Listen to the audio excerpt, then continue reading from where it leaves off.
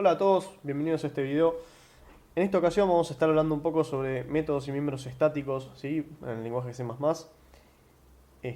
Pero antes vamos a tener que ver un tema que nos quedó pendiente, que está totalmente vinculado a estos dos, ¿sí? Que es el puntero dis. ¿Ok? Antes de explicar qué es el puntero dis y dónde aparece y demás, voy a hacer un planteo, ¿sí? Con un ejemplo.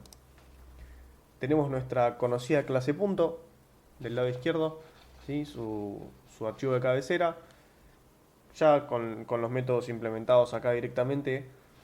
Y tenemos un main de ejemplo, ¿sí? Donde se hacen distintas cosas. Vemos que se crea un punto P1 con su constructor por default, un punto P2, se opera sobre los dos, se imprimen en pantalla, bueno.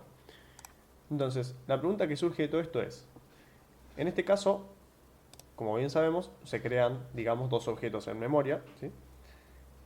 Y los valores son estos porque el P1 se genera con el constructor por default y P2 con el constructor parametrizado. Bien, hasta acá nada nuevo.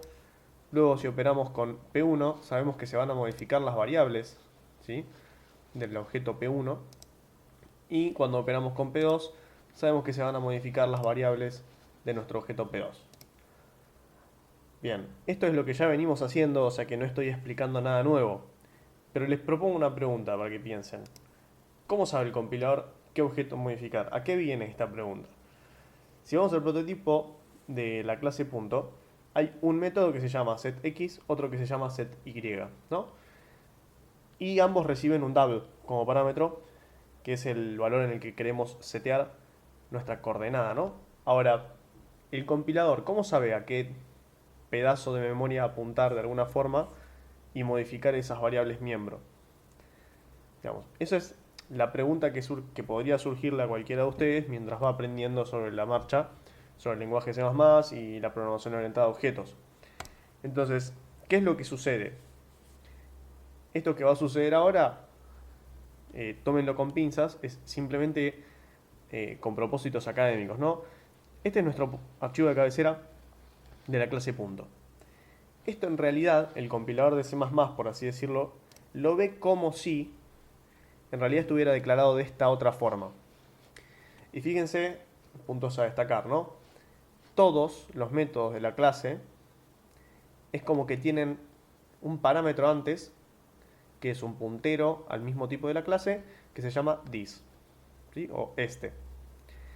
Y adentro es como si, en las listas inicializadoras, yo quiero que la variable x apuntada por este puntero, ¿sí?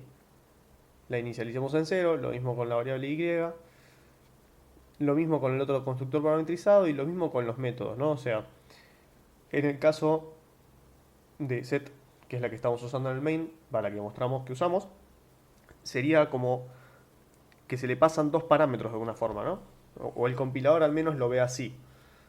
Entonces, cuando vamos al main, cuando se ejecuta este main, es como si, de vuelta, tómenlo con pinzas, esto es puramente académico, es como si en realidad, si los métodos estos pudiesen ser funciones globales, quedaría una cosa así, ¿no?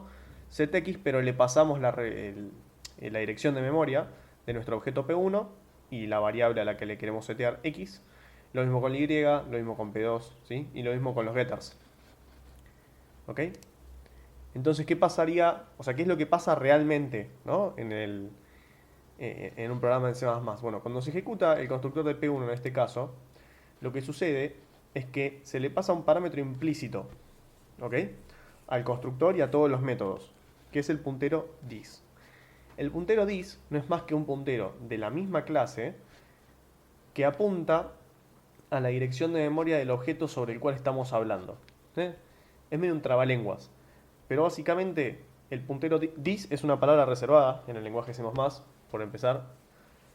Y si ustedes utilizaran el puntero dis adentro de una clase, es el puntero que apunta al objeto del cual fue llamado el método. De vuelta, esta vez un trabalenguas, pero creo que con los dibujos se va a entender. Entonces, una vez que se ejecutó el constructor de P1, el puntero dis deja de apuntar a algo porque no estamos en ningún método.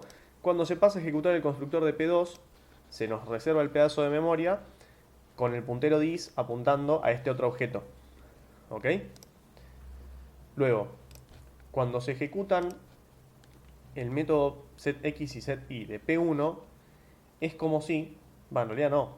Lo que pasa cuando se ejecutan esos métodos, el puntero dis apunta a P1, ¿sí? A la dirección de memoria de P1, entonces el compilador sabe, ¿sí? Internamente, que tiene que modificar las variables miembro de esta dirección de memoria. Por eso sabe qué variable X digamos, mejor dicho, el miembro X de qué objeto modificar. ¿Sí?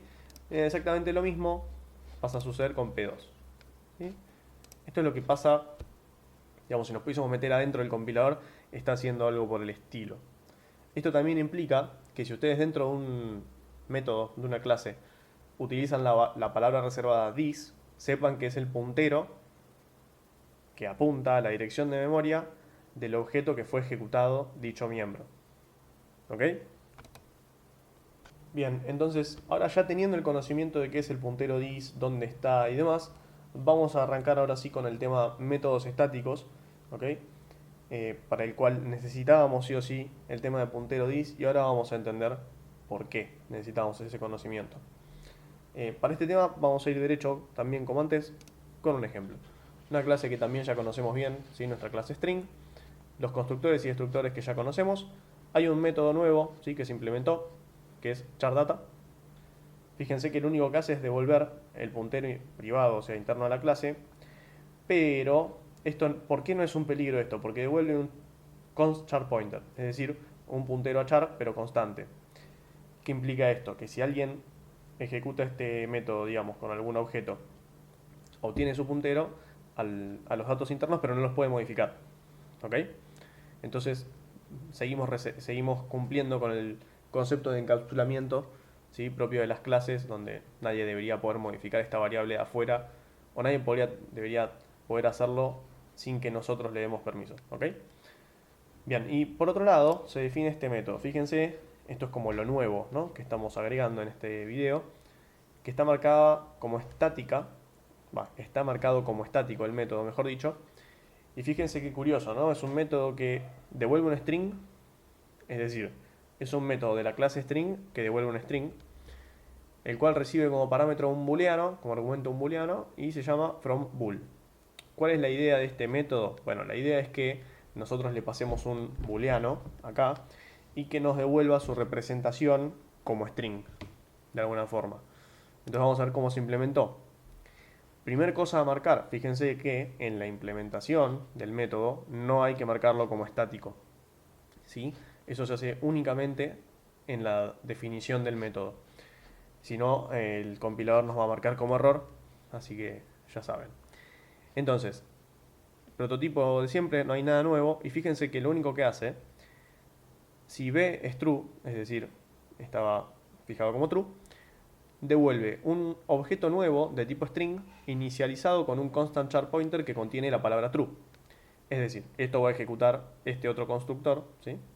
Donde este puntero S va a apuntar a nuestro constant char pointer y va a volver un objeto string inicializado en true. Lo mismo pasa cuando esto viene como false. ¿Qué hay de nuevo en esto, no? Porque digamos acá lo único que podemos ver de distinto es que no utilizamos la variable miembro privada del objeto. Hasta acá no vemos otra diferencia, ¿no? Ahora fíjense cómo lo podríamos ejecutar desde un código main. Bueno, en algún momento definimos un booleano, hacemos algo que modifica esta variable resultado. Y fíjense este cout, ¿no? Este cout, si se acuerdan, imprime en pantalla. Fíjense cómo se ejecutó el método bool, ¿no? O sea, el método from bool, perdón.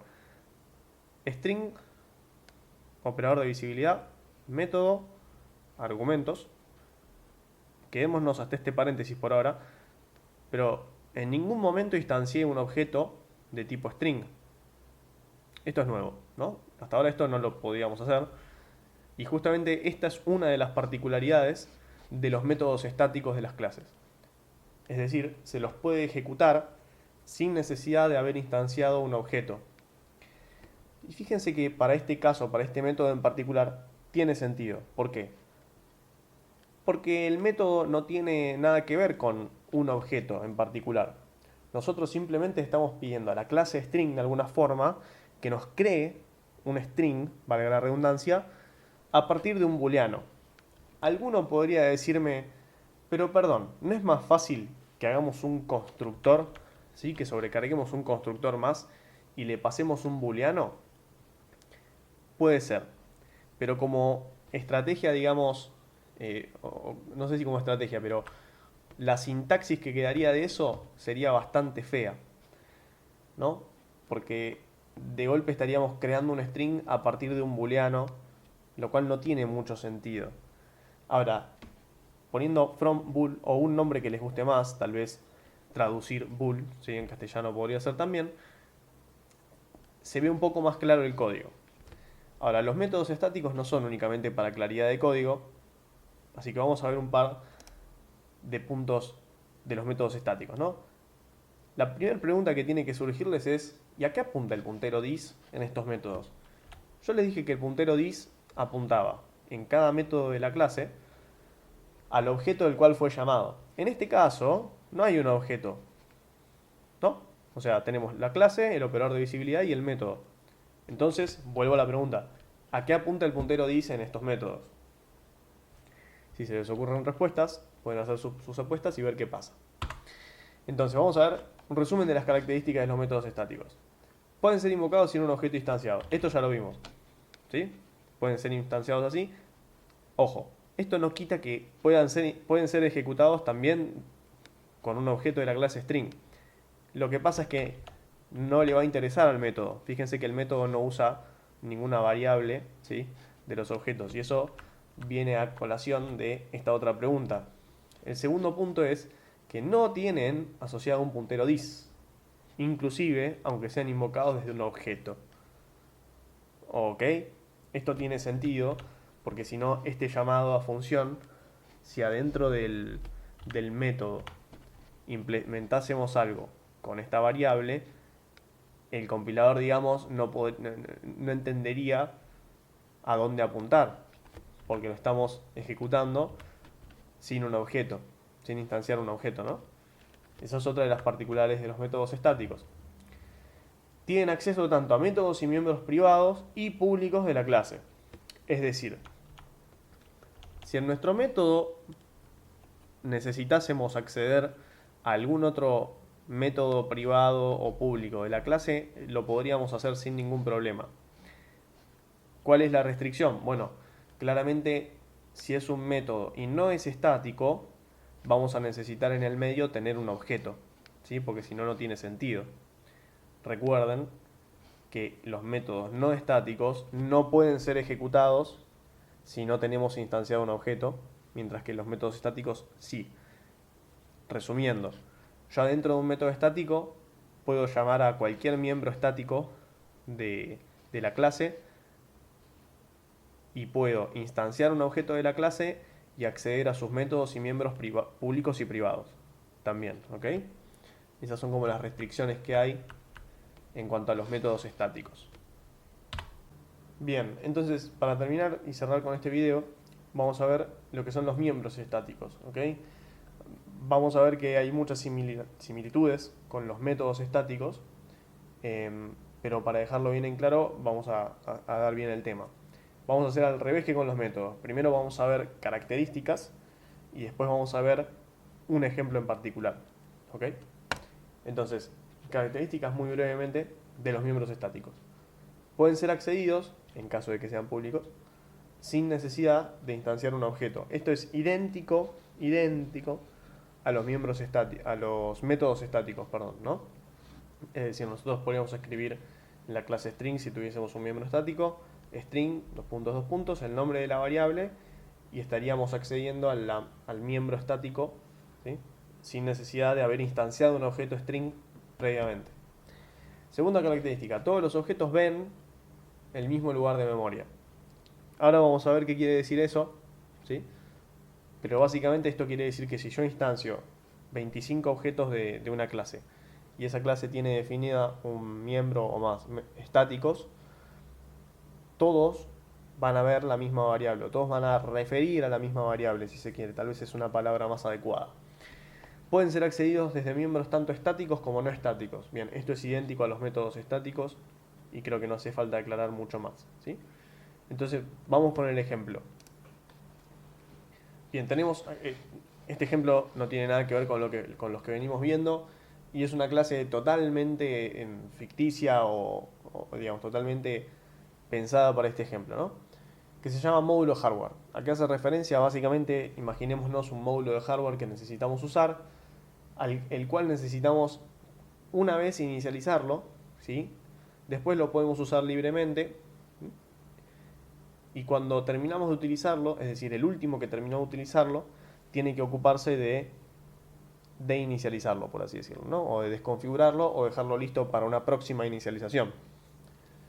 Bien, entonces tenemos constructor y destructor, por default, no vamos a complicar la clase que no viene al caso. Tenemos dos métodos privados, inicialización y deinicialización, que deberían ejecutarse, como ya dije, la primera vez que se instancie uno de estos objetos y la última vez que se destruya, ¿sí? Uno de estos objetos. Esto sin el concepto de miembros estáticos no podríamos hacerlo de ninguna manera, porque, o al menos no respetando los buenos principios de programación, ¿no? La única sería declarar una especie de variable global que intentaremos evitar a toda costa, de toda forma posible. Y para eso digo, vienen bien los miembros estáticos. Fíjense cómo se declaran directamente en el archivo de cabecera de la clase. Marcamos como estático el miembro y después es igual que siempre, ¿no? Tenemos el nombre, el tipo de variable que está marcado como estático. Y por acá tenemos, digamos, esta es la declaración del miembro y acá tenemos la instanciación del miembro. Es decir, que nosotros escribamos esto no implica que se reserve el espacio en memoria para esta variable. Tenemos que definirla en algún archivo fuente, ¿sí? Este sería el archivo fuente. Y fíjense que al igual que con los métodos estáticos, no hace falta, ¿sí?, indicar en el archivo fuente, en la declaración o en instanciación de la variable, que es estática. Eso el compilador ya lo deduce. ¿Cómo lo deduce? Lo deduce porque es el mismo nombre y pertenece a la misma clase, ¿sí? Operador de visibilidad, ¿recuerdan?